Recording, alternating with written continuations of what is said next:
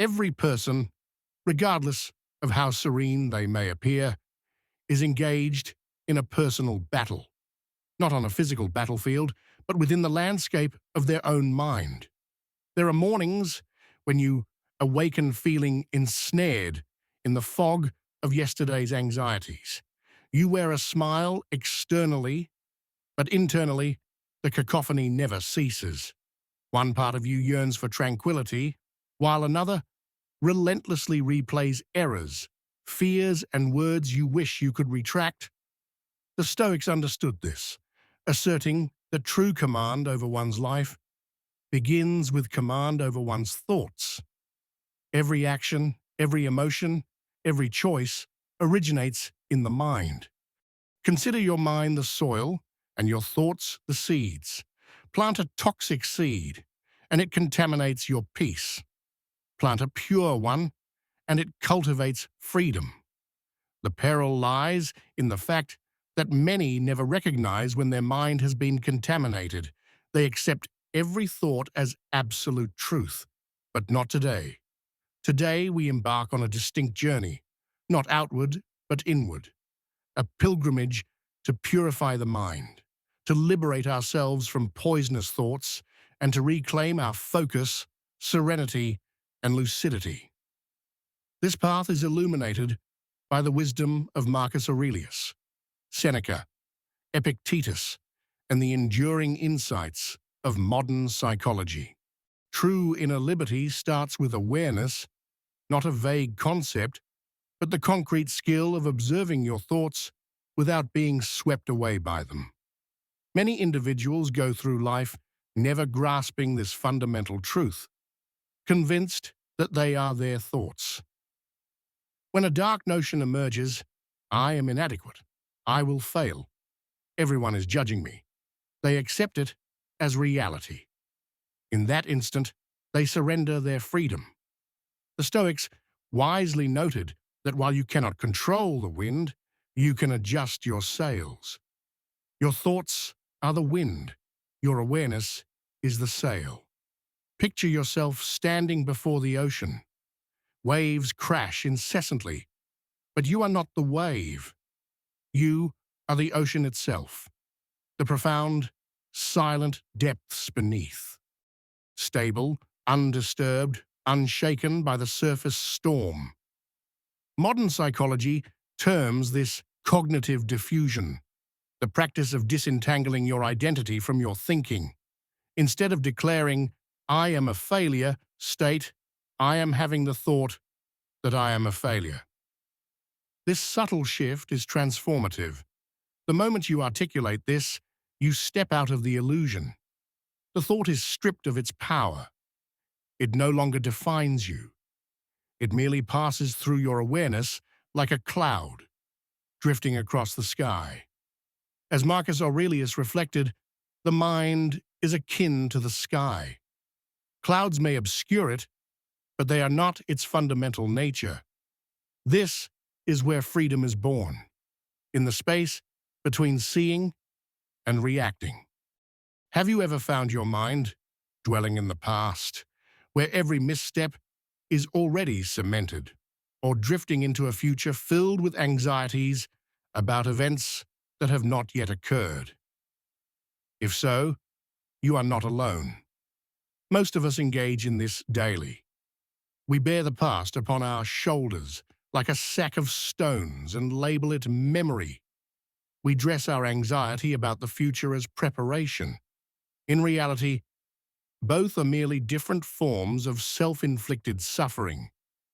Seneca profoundly observed that we suffer more in imagination than in reality, often enduring things twice over, once in actuality and tenfold in our minds.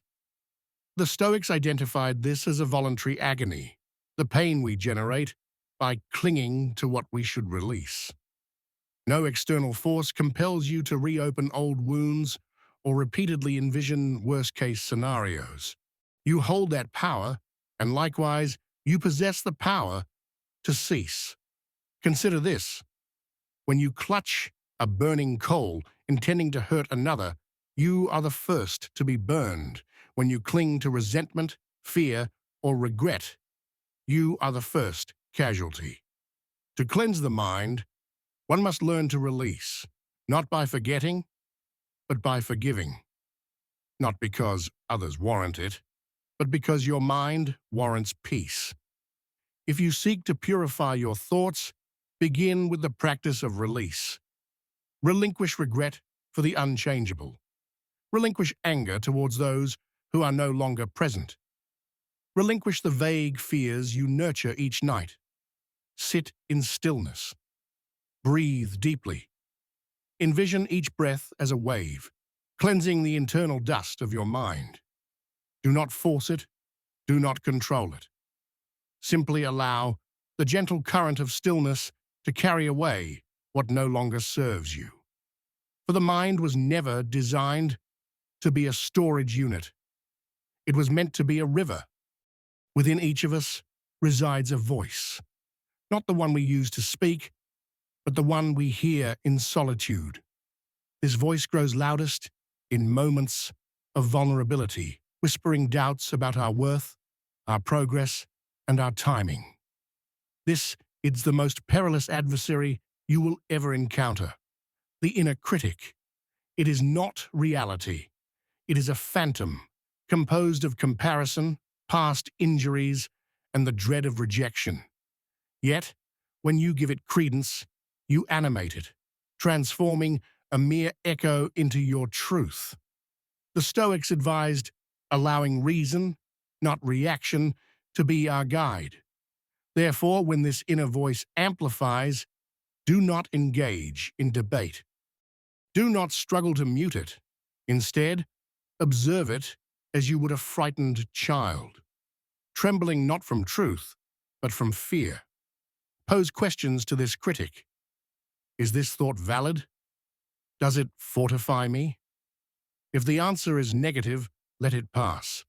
Seneca wrote that a man who never faces challenge is ultimately more unfortunate, for he is denied the opportunity to test his mettle. Every confrontation with your inner critic is a repetition for mental resilience. You are carving new neural pathways of confidence, compassion, and wisdom. Do not seek to obliterate the voice. Aspire to rise above it. With every direct gaze, you advance one step closer to authentic freedom. The Romans had a term for perfect tranquility, Ataraxia, a state of soul undisturbed by the world's clamor. Marcus Aurelius, an emperor navigating a realm of warfare, treachery, and mortality, wrote that the quietest retreat a man can find is within his own soul.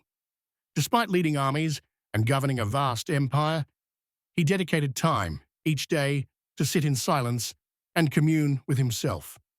He grasped a truth that eludes many. The external turmoil is perpetual, but the internal chaos can be subdued. Stillness is not an act of evasion. It is an act of mastery. It is the power of one who has seen through the commotion and chooses not to be swayed by it. It is that sacred instant in solitude when you realize the internal voices no longer command you. They are merely present, and then they dissipate. Dedicate 10 minutes daily to this stillness. No distractions, no digital devices, just you and your breath. Initially, restlessness will surface. Your mind will leap from one notion to the next. Remain patient, like a stirred lake. If you cease agitating the water, it will settle and clear on its own. In this quiet, you start to discern the voice that truly matters. Not the voice of fear or social expectation, but the voice of innate wisdom. From this place, your decisions gain clarity, your actions find alignment, and your life starts to cohere. A disordered mind cannot possibly craft an orderly existence, just as a clouded mirror cannot reflect a clear image. The Stoics did not pursue peace by avoiding difficulties, but by confronting them with lucidity. When you learn to witness your thoughts without being governed by them, when you release your grip on the uncontrollable, when you comprehend the inner voice and regularly return to stillness, a profound realization dawns.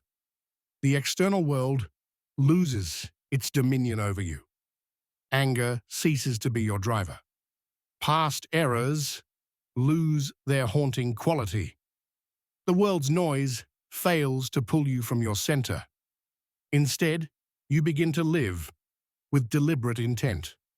A clear mind perceives the genuine worth of time, energy, and attention. Such an individual does not squander these precious resources on futile arguments, toxic recollections, or insignificant opinions. They invest them wholly in the present moment. For that is the only realm where life authentically unfolds. An old Roman tale tells of a blacksmith. Daily, he hammered red-hot steel, the clamor resonating through the village. When asked how he endured the constant din, the blacksmith replied that initially he heard it too, but he learned to focus not on the noise, but on the fire and the hammer. When his attention was fixed on the work in his hands, the noise simply faded into the background. Your mind operates similarly. When you concentrate on right action and the present moment, the cacophony of toxic thoughts begins to recede. What once seemed an immense burden was often just background noise. And when you withdraw your attention from it, you start to hear once more the fundamental heartbeat of life itself. As you start to master your mind, a fundamental shift occurs. The world may not change, but your perception of it transforms. Situations that once provoked anger now pass like the wind. People who once caused pain become sources of lessons. The internal voices that once shouted grow quiet, for you no longer nourish them with your focus. This is the authentic strength of a Stoic, not the rigidity of impenetrable armor, but the steady, calm fire that glows deep within. So when your mind feels turbulent and your thoughts accelerate, recall this. You do not require more external input or noise. You simply need to sit in stillness. Remember, the sky has always been there, steady, vast, and undisturbed.